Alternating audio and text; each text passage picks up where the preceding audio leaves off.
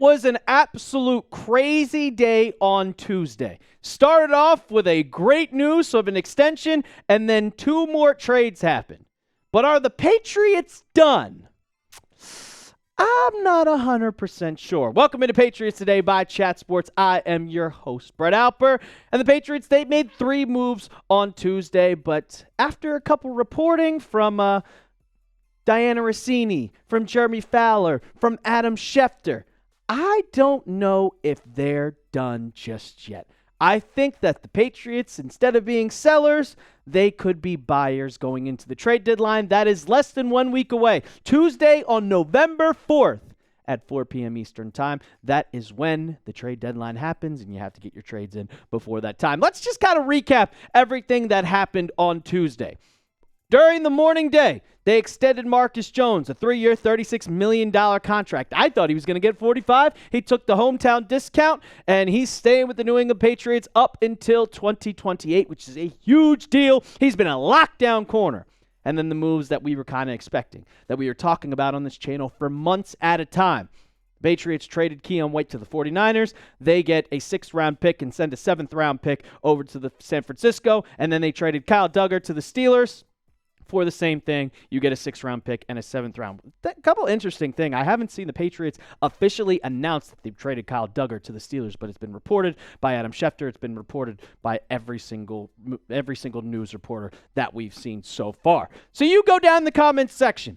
Grade the Patriots' moves on Tuesday for me. What do you think of these trades? What do you think of this extension? Give me an A, B, C, D, or F down in the comments section. I'm going to give it a B. I think that it's going to be an absolute, I think it was a B. I'm not going to say it's going to go out there and be like, oh, A+. You didn't make a trade just yet to bring someone in. But here's some details that we did not see on the video that I posted yesterday about the Kyle Duggar trade. And we know that he had a gigantic contract, a 4-year, $58 million.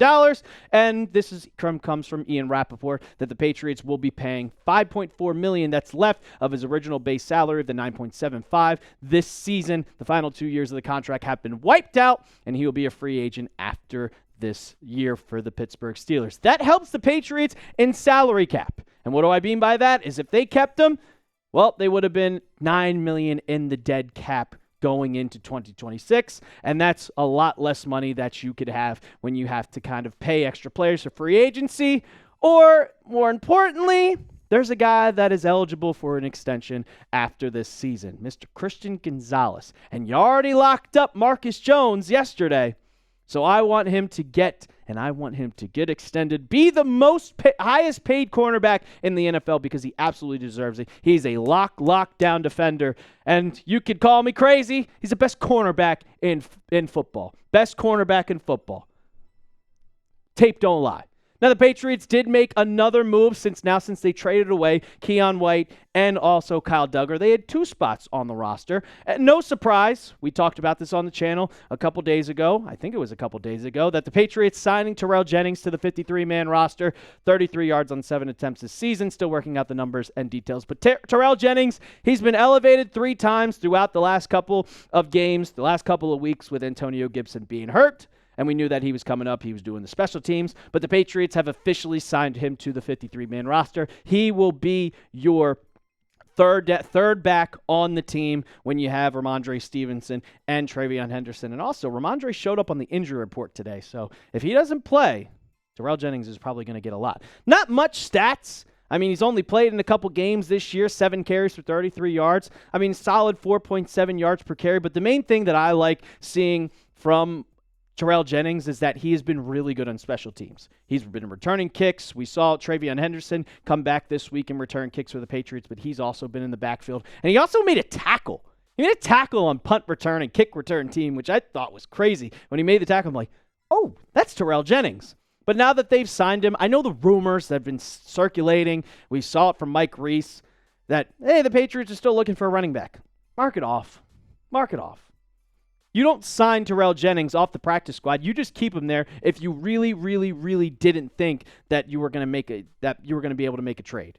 You don't sign him and then, oh, hey, guess what? You're just going to immediately cut him. It doesn't make any type of sense. Mark off going for a trade. So Terrell Jennings is a part of this team. And the Patriots, with the other roster spot, and you sent over a safety, John Saunders, he was signed off the Dolphins practice squad on the 53-man roster, played at Mississippi in 2024, leading the SEC in turnovers, went undrafted. He was an undrafted free agent, and he hasn't played in this season, but you can see the versatility. You can play multiple roles. You can play safety. You can play linebacker, strong safety, full safety, box safety, whatever the Patriots want to have. And Mike Vrabel and Zach Kerr, Terrell Williams, they really like this guy. He played in the preseason a lot, and he was actually pretty solid. 4 tackles. I mean, he allowed 6 targets on 4 receptions, 1 interception in the preseason. He didn't play in the regular season, so we can't really scout him too much, but I will say that the Dolphins gave him an absolute bag to be an undrafted free agent and sign with him and then stayed on the practice squad. Here's his RAS score if you guys were just wondering on the tangibles that he has. Super fast guy with the 3-cone drill. The vertical's crazy. The broad jump's crazy. He's 6 foot. I think 6 foot 2 inches, 211 pounds. He is your prototypical safety, and your RAS score is 8.60 overall. He is an athlete, and he is going to fit on this roster, and you needed a safety. I said it yesterday in the Keion White video. I said, don't trade Kyle Duggar. You need depth. And 5 minutes later, what did they go do? Trade Kyle Duggar. But Craig Woodson, Jalen Hawkins, Del Pettis, Brennan Schooler, and John Saunders Jr. is your safety depth. You just got to knock on wood, man. Because Hawkins and Craig Woodson have been lockdown safeties. They've been really good as of late. And I don't want to go into Del Pettis. I'm proud he's on the team, but he's not that great. He's not that great. Please, stay healthy. Stay healthy, Craig. Stay healthy, Jalen. I need you guys to stay healthy. So I'm knocking on wood. And you don't jinx it with me. Go ahead, hit that thumbs up icon. If you're not one of those people to like the video, you're jinxing it. You're jinxing it. So go ahead, hit that thumbs up icon right now. I'm going to tell you guys about just the moves the Patriots could make and the big moves I think are coming because I don't think that they are done. I really don't. I really, really don't. But before we do that, I got to tell you about our sponsor of today's show, and that is PrizePicks. The hard-hitting football action is even better with PrizePicks, so the weather might be changing, but the feeling of being right never gets old. So keep the season rolling on PrizePicks by getting $50 instantly in lineups when you play your first $5. PrizePicks is simple to play. Just pick more or less on 2 to 6 player stat projections, and if your picks are right, you can cash in. PrizePicks, did you know they invented the flex play? Which means you can still cash out if your lineup isn't perfect. You can double your money even if your picks don't hit. And that is a perfect example of this lineup right here. I went into basketball and I had the more on Karl Anthony 12 rebounds. Well, he got exactly 12. So you mark that one out and we got these 2 left. Give me the less on Bijan Robinson, 75.5 rush yards on Sunday's game, and give me the more on Drake May, 228.5 passing yards. He's done it every single week, guys. It's right there. Download the app today and use code CLNS to get $50 in lineups after you play your first $5 lineup. That's code CLNS to get $50 in lineups after you play your first $5 lineup. PrizePicks. It's good to be right. All right, so Patriots made 2 moves yesterday. They're done being sellers. I think that going into next week's trade deadline, I don't think the Patriots are done. We have heard rumors throughout the last couple of weeks that the Patriots are looking to add to this team. We've heard Mike Vrabel say it. We've heard Elliott Wolf say it, that the Patriots are looking long-term. They're always looking to build this roster. Well, after the Keion White trade happened, Diana Rossini tweeted this out. She said, the Patriots aren't done yet. It's expected to round the league for them to still be sellers, which ended up being Kyle Duggar, and then buyers before November 4th. So they're still going to be buyers. They're looking to add to their team. And then Bobby Thompson, who's a great follow on Twitter that covers the Patriots, it gave the Patriots, with those trades, $60.5 million in cap space, the most in the NFL. They have the money to now move more assets or make a move or 2. So I think they can make any type of move that they want. They have so much cap space that they could bring in whoever they wanted. And Jeremy Fowler, He had an article that came out this morning that talked about the potential moves that the Patriots could make. He said they made 2 moves Tuesday and might not be done. Adding a pass rusher is a potential option for New England, which sent safety Kyle Duggar to Pittsburgh and defensive end Keion White to San Francisco. New England will gauge the market for availability. Right now, the plan is to keep veteran edge rusher Anfernee Jennings, who was a trade candidate in the preseason. And when I bring up the edge room, now that you kind of don't have Keion White, you have K'Lavon Chaisson, Harold Landry, Caleb Murphy, who's your guy off waivers, Elijah Ponder, and Anfernee Jennings. I think that they are going to need to 100% bring in someone else. You need some depth at the edge position.